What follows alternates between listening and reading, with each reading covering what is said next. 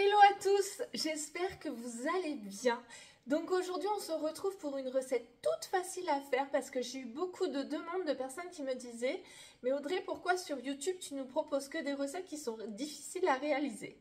En fait je vous les proposais parce que je trouvais ça plus simple de vous proposer des recettes techniques sur YouTube, de vous les montrer, etc. Mais apparemment vous me demandez de vous faire des recettes aussi plus simples. Donc voilà, me voilà avec des recettes beaucoup moins techniques. Donc aujourd'hui on va faire une terrine au chocolat, ça va être parfait pour l'été et après franchement il n'y a pas de saison pour manger du chocolat, on est bien d'accord?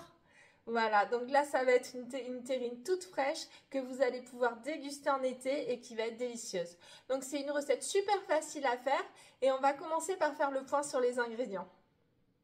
Donc, pour cette recette, l'ingrédient principal, ça va être du lait végétal. Donc, vous prenez celui que vous voulez, de l'amande, du soja, de la noisette. Franchement, il n'y a pas de préférence, même avec de la noisette, ça va apporter un petit goût différent. Ensuite, il va nous falloir du chocolat noir. Donc, pour ceux qui sont sans lactose, du chocolat noir sans lactose.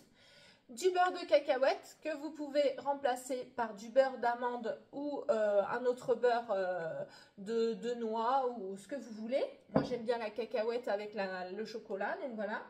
Il va nous falloir un petit peu de sel, de la vanille, du sucre. Il n'en faut pas beaucoup, c'est une recette qui est peu sucrée mais il y en a en même temps déjà dans le chocolat. Du cacao en poudre non sucré. De la crème de coco, vous pouvez utiliser de la crème de soja, de la crème d'amande, c'est comme vous voulez. Après, franchement, la crème de coco, ça apporte quelque chose de sympa à la recette, une bonne douceur, voilà, bien sympathique. Après, moi, j'adore la crème de coco. Il va nous falloir des feuilles de gélatine, donc 5 feuilles de gélatine. Et je vous marquerai de toute façon tous les ingrédients dans la description de la vidéo. En matériel, il va nous falloir une casserole. Et ensuite, un moule à gâteau, un moule à cake que j'ai chemisé avec du film étirable. Voilà, donc c'est parti pour cette recette ultra simple.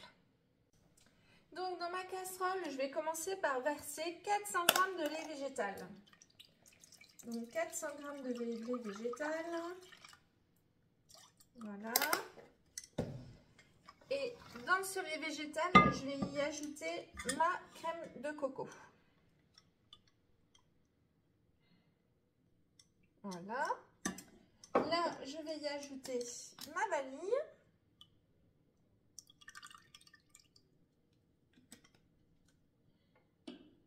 Et on va passer du côté cuisson. Et avant de passer côté cuisson, on va quand même mettre à réhydrater notre gélatine. Donc 5 feuilles de gélatine, ce qui représente à peu près 9 g de gélatine. Voilà. Et on va mettre à chauffer notre petit mélange lait crème vanille.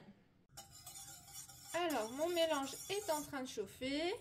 Là, je vais pouvoir y incorporer mon beurre de cacahuète. Donc, hop, ça, on va mettre 2 belles cuillères. Je vais même en mettre un tout petit peu parce que celle-ci, elle était petite. Donc, l'équivalent de 2-3 cuillères. Après, si vous aimez beaucoup le beurre de cacahuète, hop, n'hésitez pas. Moi, j'adore ça, franchement. En plus, l'association cacahuète-chocolat, c'est trop gourmand. Donc là, je remue.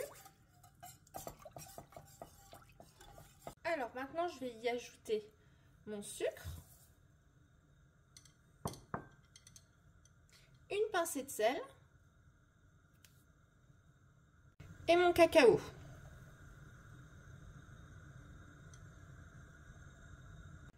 Je mélange bien. Donc là, déjà, rien que là, l'odeur de la vanille avec le cacao et le beurre de cacahuète, je vous dis pas. Hein. Ça sent trop bon.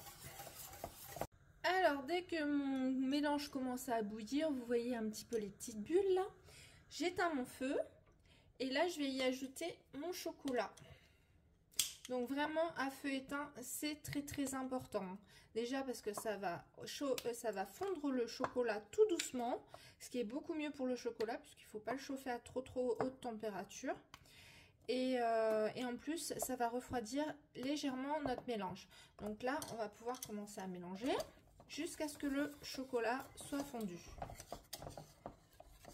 Alors là, ça prend une jolie couleur. Là, c'est un mélange bien brillant qui a bien épaissi aussi avec le chocolat.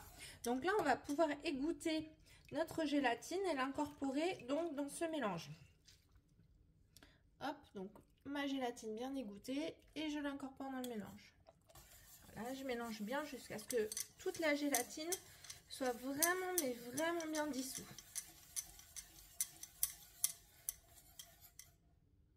Donc, tout est bien mélangé. Là, la gélatine est bien fondue. Donc, on a mis tous nos ingrédients. On peut goûter. C'est trop bon. Et donc, on va pouvoir verser notre préparation dans notre moule à cake qui a été chemisé avec du film étirable.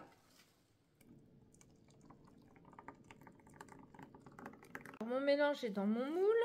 On va juste replier un petit peu le film comme ceci pour pas que ça prenne, comme on dit, un goût de frigo. Voilà, pour que ce soit un petit peu protégé. Pour pas que, voilà, que ça sèche non plus sur le dessus. Voilà.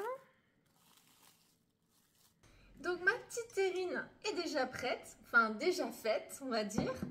On va réserver cela pendant environ 4 heures au réfrigérateur. De toute façon, vous regardez, vous touchez, vous allez vite sentir si c'est pris ou si c'est pas pris. Et on se retrouve pour la dégustation une fois que ce sera refroidi.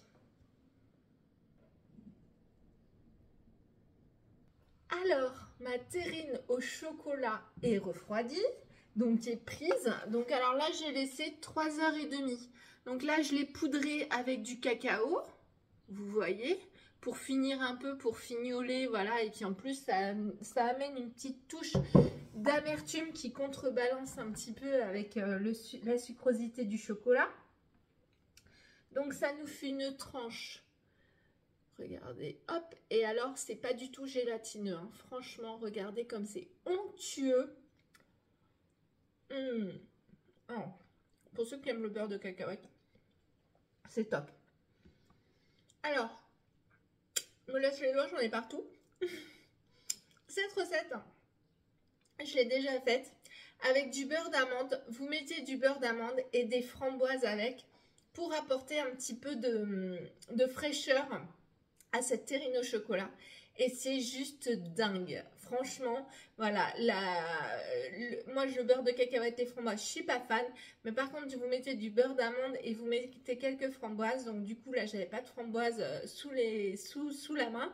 Mais voilà, cette terrine de chocolat, c'est un de mes basiques. Elle est sans gluten, sans lactose. Elle est sans œufs aussi pour les intolérants aux œufs. Et elle est top. Donc voilà, j'espère que cette petite recette, parce que du coup une recette très courte, vous a plu. Et je vous dis à bientôt pour une autre recette.